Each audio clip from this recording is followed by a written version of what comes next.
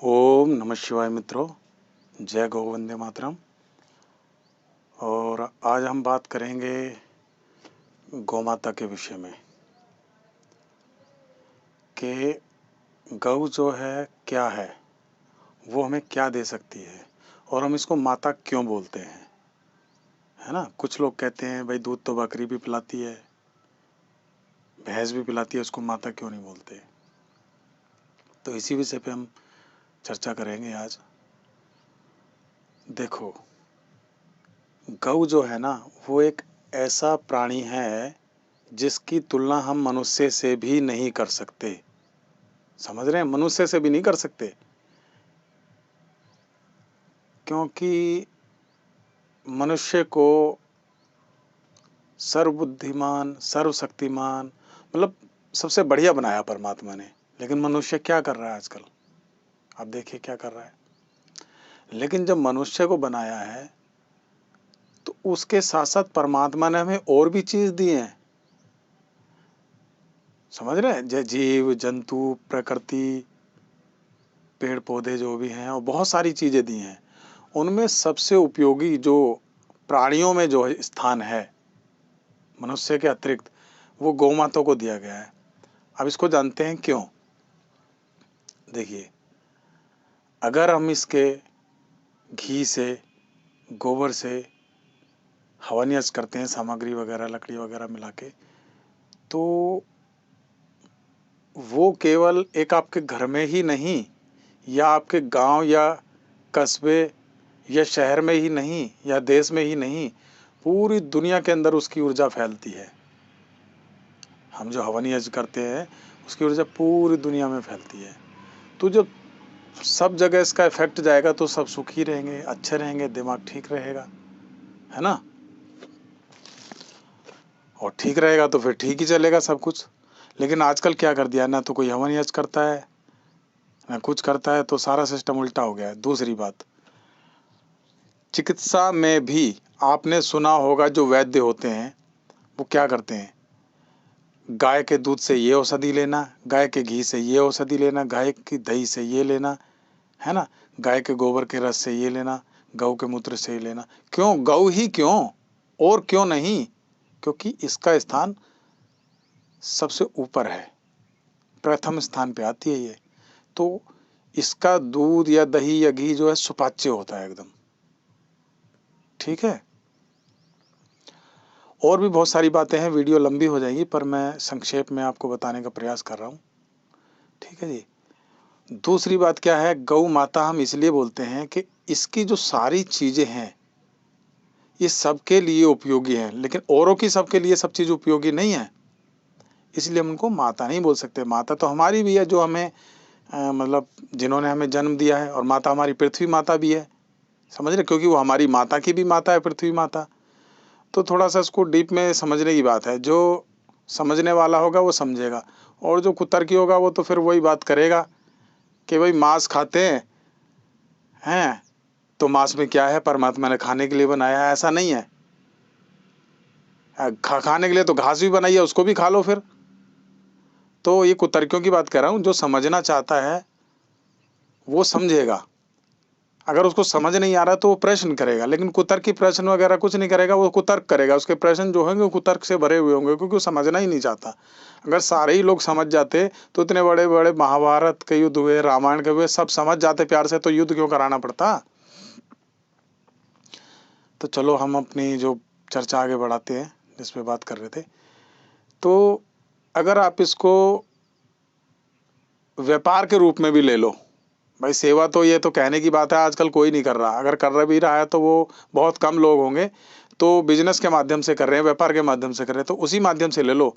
देखो, इसके गोबर से धूप बत्ती बनती है, हवन सामग्री बनती है, लकड़ियाँ बनती हैं, जैसे लकड़ी जैसे वो बना देते हैं हवन में डालने के लिए, हैं। इसके रस से कुछ गोलियाँ बनती हैं, कुछ दुर्लभ औषधि बनती हैं, घी से औषधियाँ बनती हैं, वैसे भी बलवर्धक है घी, स्वर्ण भी होता है उसके अंदर, सब कुछ होता है। मैं क्या कहूँ आपको, मतलब बहुत लंबी लिस्ट है, ठीक है। इसका मूत्र है, मूत्र से भी बहुत सारी औषधि बनती हैं, उसमें भी स्वर्ण होता है, गंधक भी होती है उसमें, जिसको हम सल्फर बोलते हैं, ठीक है, जिन लोगों को नहीं पता होगा वो समझ लें।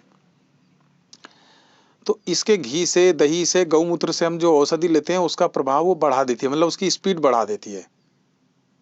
तो इसीलिए इसके घी, दूध का, गौमूत्र का इनका प्रयोग बताया गया है। ठीक है जी। और पचा भी देती है औषधि को या हमारे भोजन को, समझ रहे, घी वगैरह, दही वगैरह तो पचा भी देते हैं। भैंस का क्या है, वो भी ठीक है, उसके बाद में भैंस का भी आप ले सकते हैं, लेकिन सभी लोगों के लिए वो नहीं है, उसमें स्वर्ण भी नहीं है। उसके गोबर को आप रस बना के वो पी भी नहीं सकते, मूत्र नहीं पी सकते, बहुत सारी बातें हैं। तो इससे आप व्यापार भी कर सकते हैं। अब मैं बता देता हूँ आपको, जो छोटे किसान हैं या जो नहीं रख पाते हैं, या जिनके, जो लोग फ्लैट में रह रहे हैं या छोटे घर में उनके पास जगह है, अगर जो छोटी जगह में रह रहे हैं और गऊ वो रखना ही चाहते हैं, अगर रखना चाहते हैं उनके लिए है, तो छोटी गाय रखिए, बकरी से थोड़ी बड़ी, उससे थोड़ी और बड़ी मान लो, एक किचन की जगह में रह जाएगी वो। अरे बाहर से तो नहीं लाना पड़ेगा, अमृत मिल जाएगा घर में ही, अमृत ही है ये। और जिन लोगों के पास में खेत है या बड़ी जगह है वो अपना वहाँ पे रखें। अब मैं बता रहा हूँ फ्री में कैसे रखी जाएगी। लोग इतनी इतनी महंगी गौएं खरीदते हैं, जो गौएं घूमती रहती हैं, ठीक है, अगर वो कुछ भी नहीं देगी तो गौमूत्र तो देगी ही देगी। अब लोग कहेंगे यार गौमूत्र कितना पिएंगे, बात ये भी आती है ना, गौमूत्र ही थोड़ी पीते रहेंगे लोग। तो जिनके पास जमीन है वो गौमूत्र से और गोबर से खेती करें, और जो खेती आएगी, अनाज आएगा, उसको तो खाएंगे ना लोग। अब डायरेक्ट किसी को गोबर दोगे या गौमूत्र दोगे, उसको तो खाएगा नहीं। तो इसका उपयोग ऐसे होगा। कुछ लोग इसीलिए परेशान है, काम कर रहे हैं लेकिन कर नहीं पा रहे। इसीलिए नहीं कर पा रहे हैं क्योंकि वो केवल गौमूत्र बेचने के चक्कर में लगे रहते हैं। अरे धूप बत्ती बनाओ इससे, कुछ और बनाओ इससे, ठीक है, खेत में डालो इसे, खेत में अलग अलग तरह की जड़ी बूटियां उगाओ। तो इस प्रकार से आप इसके पंचगव्यों का जो है प्रयोग कर सकते हैं, बेच सकते हैं। ठीक है। अब मैं बता रहा हूँ फ्री का जुगाड़। आप गौवे लो और उसको अच्छे नंदी से क्रॉस कराओ, अच्छे नंदी से उसको जो गर्भ धारण करवाइए, तो उसका बच्चा अच्छा आ जाएगा। पैसे इतने खर्च करोगे, इतने, इससे अच्छा उसको चारा ही खिला लो। लोग कहते चारे की समस्या, अरे चारा ही खिला लो ना, इतनी महंगी 1-1 लाख रुपए की, 1.5-1.5 लाख की गौवे ला रहे हैं, इतनी बढ़िया बढ़िया, कोई गिर ला रहा है, कोई कुछ ला रहा है, ठीक है। और जो जैसी गऊ हो तो उसको मिलते जुलते नंदी से कराओ। ये नहीं कि आपने गाय हरियाणी और गिर से करा दी, ये ठीक नहीं है। हालांकि अंग्रेजी, अगर आपको ना मिले कोई देसी नंदी और अंग्रेजी से करवाना हो, तो उस ऑप्शन में आप उस हरियाणा नस्ल को गिर से भी करा सकते हो, साहिवाल से भी करा सकते हो। वो एक कंडीशन है देसी दोनों ये नस्लें सारी। लेकिन अंग्रेजी मिल रहा हो और देसी ना मिल रहा हो नंदी, ये तब की बात है। नहीं तो उसी नस्ल से कराएं, हरियाणा को हरियाणा से कराएं, थार पारकर को थार पारकर से कराएं, ठीक है।